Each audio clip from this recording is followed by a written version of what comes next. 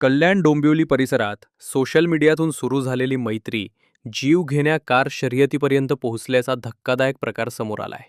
इन्स्टाग्रामवर ओळख झालेल्या काही तरुणांनी व्हॉट्सॲप ग्रुप तयार करून माणकोली खाडी उड्डाणपुलावर कार रेसिंगचे आयोजन केले होते. 26 जानेवारी रोजी या ग्रुपवरून रेसिंगचे आमंत्रण देण्यात आले आणि त्यानुसार सर्वजण पुलावर जमा झाले.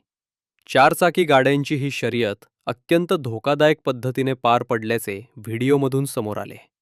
भाजपचे नगरसेवक दीपेश म्हात्रे यांनी हा व्हिडिओ शेअर करत पोलीस आयुक्तांकडे कारवाईची मागणी केली होती. त्यानंतर विष्णुनगर आणि नारपोली पोलिसांनी संयुक्त तपास करत व्हिडिओच्या आधारे 4 कारचालकांचा शोध घेत कारवाई केली आहे. या जीवघेण्या रेसिंगमुळे मोठा अपघात होण्याची शक्यता होती.